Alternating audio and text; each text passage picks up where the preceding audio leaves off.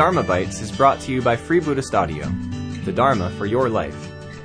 Our work is funded entirely by donations from our generous listeners. If you would like to help us keep this free, make a contribution at freebuddhistaudio.com/donate. Thank you, and happy listening. I'm going to read a poem and talk about it as I go. This poem is by Sangharakshita, so I'm reading it in order to introduce another side of him, another side of his work and his life, which I think for him was very important. The fact that he was a poet. He wrote a lot of poetry when he was a very young man, and it's good.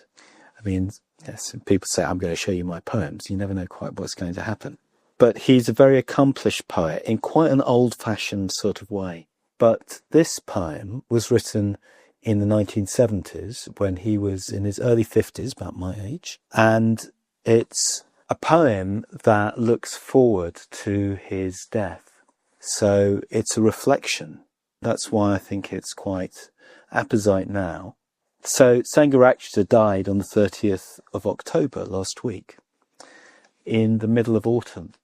And autumn, for the poets, has always often been associated with death, with things passing, moving from summer to winter.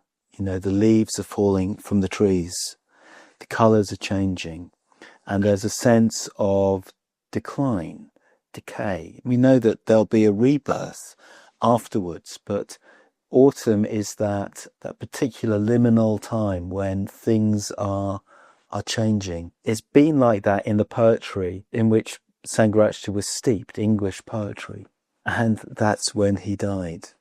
And there are two poems, which we read last week, Samsara's Farewell and Padmaloka, which are about that time of year as an image for the descent that we all go through past a certain age towards death.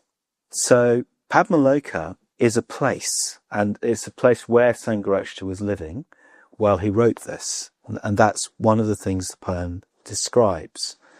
It's a retreat centre in Norfolk, surrounded by flat stubble plains across the fields where, hay is grown and various other crops. And it's on the edge of the Norfolk Broads. So there are rivers not too far away.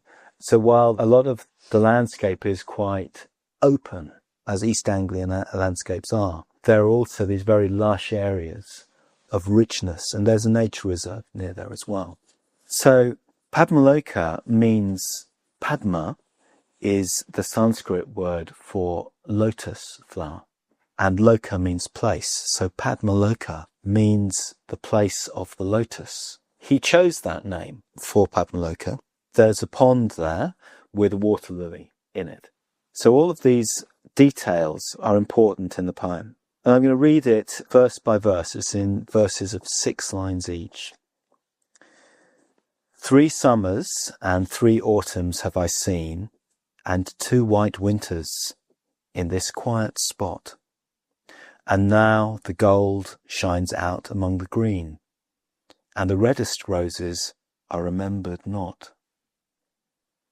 For the 3rd time are winter's icy fingers stretched out, and yet the latest sunflower lingers. So 3 summers and 3 autumns have I seen. In other words, he's been living there 3 years. So this places it in the mid-70s, something like 1976, 77, when he's just into his 50s.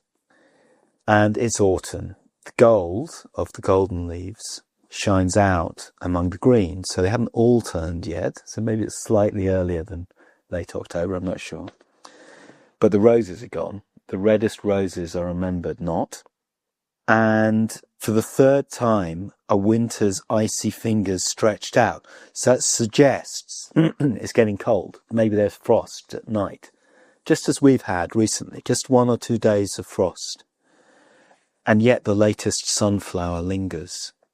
The sunflower is an interesting plant, an interesting flower, because they grow so magnificent in the summer, but they actually last quite a long time. The other poem that I mentioned, The Sunflower's Farewell, is a description of precisely that, the decay of a sunflower. Aloft on its tall stalk, the sunflower hangs as though half weary. Harvest long since reaped. We hope you enjoyed today's Dharmabyte. Please help us keep this free. Make a contribution at freebuddhistaudio.com/donate.